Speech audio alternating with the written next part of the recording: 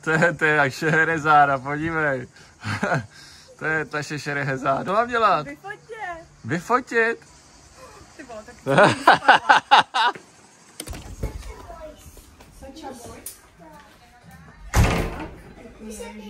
Jaký je plán dneska? Už mám bábovku pití. No, byla jsem tady v Jisku, sice tam mají 60% slevu, ale ty věci, které jsem si vyhlídla v Česku, že si je koupím tady, tak tam nejsou už. A já prostě potřebuji něco si tady koupit do té kuchyňky. Takže bych potřebovala asi do Zadaru.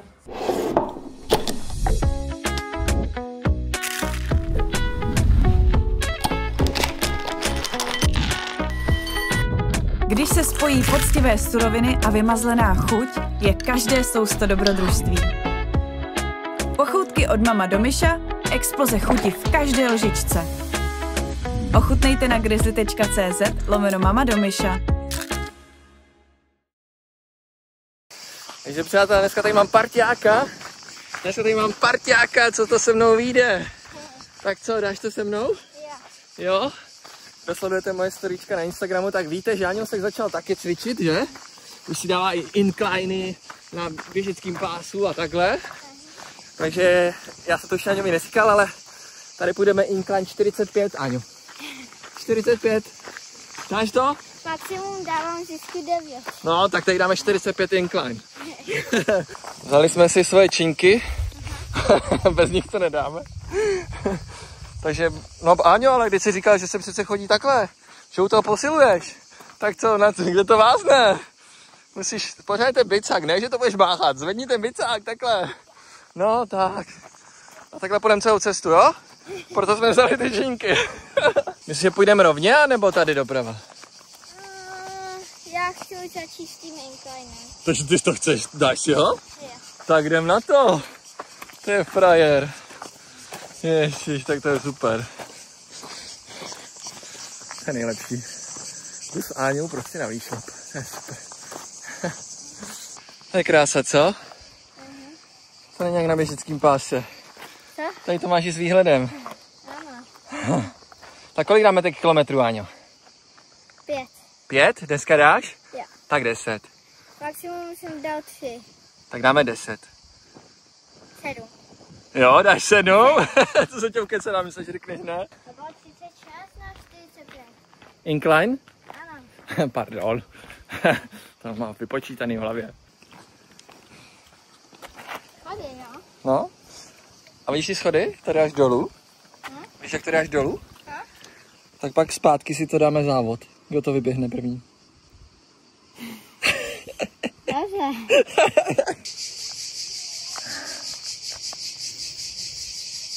Budeš se chodit každý den? Jo. To řekne jenom tak, že? Každý druhý. Jo. Tak jdem na to?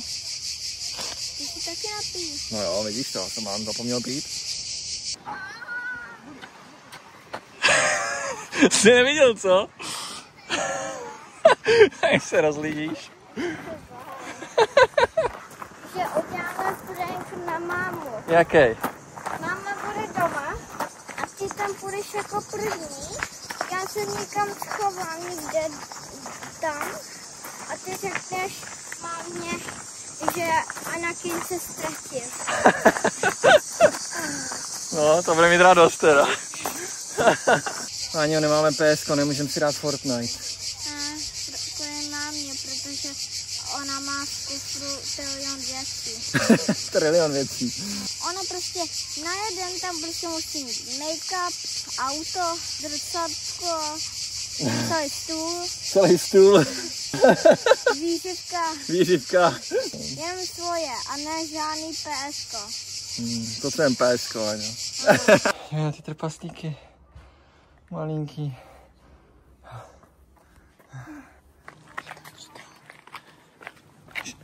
Já to budu takhle držet, takhle.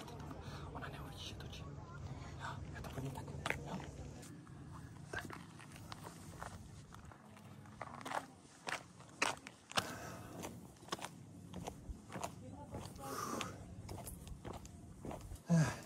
Kde je Anakin? On tady není, já jsem ho poslal domů. Kde je Áňa? Já si prdel. Já ho poslal domů. On už nemohl, tak jsem ho poslal zpátky. ha. Ježiši, Aňo! on točí, to je blbé. Aňo! Kde jsi? Kde jsi? Prank, it's a prank, no se zbála, tady hnedka mě seřve, ty vole. Aňo, dobrý prank, pojď. Dobrý prank. Je nový prankster, pak ti předám kanál, jo? Viral Brothers, jo? Co jsi myslel, že se stane, když se mě máma vyjela? Že ti dá facku. Že mi dá facku? 8. Tolik? 8 kilometrů, mámo. 8 kilometrů. Dneska jsem ušla 9 a ty jsi ušel 8. Tak ty jsi hodně Najetý, a to jsi neviděla zranění ještě. Já jsem to viděla. Zranění, maličký, ale to je v rámci boje. Ale to je v rámci boje. Když jste šli nahoru nebo dolů? Jak jsme šli zpátky. Tak jsi uklouzl nějak? Jo, tak jsem takhle uklouzl a takhle jsem si to. Ty jsi si na ty to... kameny. Kam je to? Tady. Jsem dobrý prankster, nebo co? Jako... Věřila jsi tomu? Jako když... Já jsem myslel, že tomu vůbec neuvěříš. Jako na poprvé, jak jsem ti řekla, děláš si prdel, tak jsem tomu samozřejmě uvěřila, protože jsem dobrý, neviděla. že? Jsem dobrý, no Ale to jsou léta praxe. Ale ty léta prankový praxe. dlouho, po druhém jsem, ale mě jsem viděla ten telefon, jak tam máš, takže... Já jsem nechtěl to dlouho držet, protože jsem věděl, že jsi agresivní a že bych dostal přes hubu. Aňo mi říká, já jsem přijel, Aňo si co jsi myslel, že se stane, když jsi šel mama, jak nešla? No, že ti dá facku. On už ví, jak to chodí u nás, no. Co jsi vymyslel zase? Vždycky, jak mám zmrzlinu, tak mi to tady kapá, kde to tam držím, tak jsem tam dal tohle, až to bude plný, tak to tam dám zase do mrazáku a budu mít další. Tak to je perpetuum mobile zmrzlina, tak to je chytrý. To budeš mít furt nekonečnou zmrzku. Jaké zmrzliny ještě umíte vyrobit? Všechny. Všechny. A kdo to bude skvišovat? Já. Tam bude skvišovat jak ten meloun? Maňka to bude skvišovat, já vemu to a dám to tam. Jste speciální zmrzlináři. Ježiš, se ti to pěkně zpadlo. To ani nepotřebujeme ten mámi zmrzlinovač, když máme vás, máli. Máma ještě, to je zajímavý. Vy jste udělali už asi 20 zmrzlin z ničeho a máma ve zmrzlinovači, z který stál babilion peněz, neudělala ještě ani jednu. Ani jedna zmrzlina ještě, máli. jsme udělali už tak 8. Už tak 8, 10? A ne, my jsme udělali 5 a 5. No. 10. 8 a 10. Mámo, kdy bude zmrzlina ze zmrzlinovače? Tady nebude zmrzlovač, já jsem zmrzlovač. Ty jsi zmrzlinovač. No, ten zmrzlinovač dělá konkurenci, máli, budeme ho muset vyhodit. Ano. A za 0 peněz. Mami, já jsem zmrzlovač. My nepotřebujeme zmrzlovač. My děláme. No, my tady počítáme, že oni vyrobili už víc zmrzlin než ty se zmrzlinovačem. Včera přišla na to, že ten zvuk, co to dělalo tady ty rány, tak mi to vyhazuje ten zmrzlinovač. No, tak to je super. Takže ještě ani jedna zmrzlina, ale pojistky vyhazuje. Tak to je skvělý. Co je zatím skvělý příběh. Zásuvka, víš?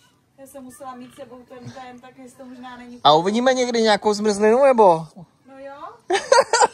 Já to chci. To jsem zvědavej, viď, Mále? To jsem zvědavej, zmrzlinovač. Ty vaše jsou lepší. Ano, my můžeme udělat všechny, i oreový. No jo. A můžeme udělat i kytkový. Ježiši, kytkový. A teď nejkrásnější fotka. Ty se fakt směješ? My do vesmíru. Oj, ježiš. No, ty jsi moc těžký. Jsi tlustej. Ale teď jsem šel asi 10 kiláků, ať já tlustej. Ty nás budeš houpat. A potom půjde do vesmíru, jo? Ale prosím tě. My budeme houpat jeho. Pojďme. Prosím, ne. Goodbye, little baby. Prosím, ne. Prosím, ne, počkej. Prosím, ne. Prosím, ne. Ne, to... Ježi, teď se to urve a odletím úplně někam pryč. Pomsta bude sladká. Pomsta bude sladká. Držte si klobouky. Držte si klobouky. No, snad to neodlečí, člověče. Tady jste řekl volky.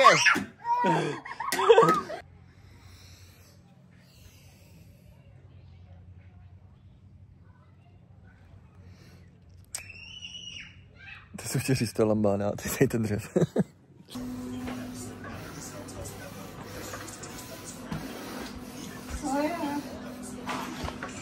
Přistal na mě tigrovaný komár. Já už ho poznám, to je moje noční můra. Normálně na mě přistal na mě a odletěl. A řekl si. Buď si řekl, a to už jsem sundal na dengue, tak to už necháme být. A nebo nevím co. Ne, na mě přistal tigrovaný komár. A nepíchl tě? Nebo jsi začal No panikařit? já jsem ho odmávnul, ale no mě přistal. Tady jsou tigrovaný komáři. Ale zajímavá věc, přátelé, já jsem to četla, zjišťovala jsem to, když si právě jsme se vrátili do Čech a byl si nemocnej. Tak jsem zjišťovala, že tady v Chorvatsku, protože se jako přemnožili a protože se bojejí nemocí... Letos? Ne, to je 3 roky zpátky, co se to dělo.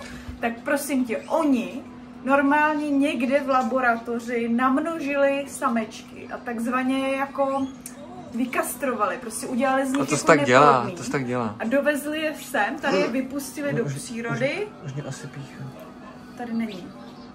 Dovezli do přírody, aby jako se s těma samička jakože spářili. Tak se to dělá, no. A postupně vychcípali. A musím teda říct, nevím, jestli to jako funguje, ale jako já tady oproti minulýmu roku jako nemám nic. Jako já zatím taky ne, ale teď... Minule byli v tom olivovníku a včera, jak jsem ho stříhala. Ale tak tohle říkám, byl to tigrovaný komár, takhle mi tady přistal. A já jsem nastříkaný. On na mě přistal. On by To měl... byl vykastrovaný sameček. Teď jsem nervózní. A teď už jsi s No, ale to je taková psychická prostě bariéra, že... Nejdu ven už. V Chorvatsku nebyl jediný A mě asi fakt případ. píchlo. Nějaký. V Chorvatsku nebyl jediný případ dengue. No to si nemyslím. No nebyl, že by jako tady se nakazil ten člověk. Já jsem to zjišťovala. Jo, prostě jako mám trošku ještě blok psychický, protože tigrovnej komár, kdo nevíte, je ten, co mě dal tenkrát dengue v Dubaji. A teď jsem měl na ruce. Sakra. Nechte mě bejt.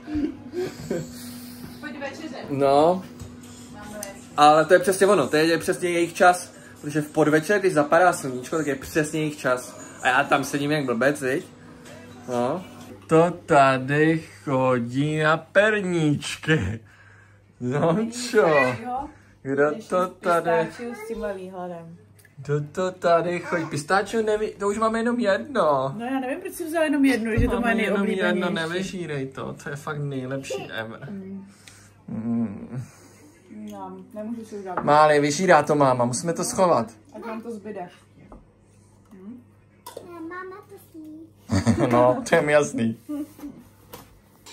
Takže přátelé, to nevím, jestli byl ten tigrovaný tady, ten mi přiletěl na ruku, ale tady mě kousl komár. Ale možná asi taky tigrovaný, ty vole. A je to moje první kousnutí od dengue, proto to tak řeším. Protože mám z toho psychózu. A byl jsem nastříkaný, jo? Dítem jsem byl nastříkaný a tady mě píchl komár. Takže to bude ten tigrovaný, protože jsem byl dítem nastříkaný a nefunguje to. A jak je to s dengue v Chorvatsku? Vyskytuje se tady dengue nebo tady vůbec není? Ahoj. Komár tigrovaný, který tě štípl, může přenášet horečku dengue. A v Chorvatsku se tato nemoc vyskytuje, i když většina případů je importovaná. Doporučuji sledovat své příznaky a v případě horečky nebo vyrážky vyhledat lékařskou pomoc. Tak to moc dík, vole. Protože není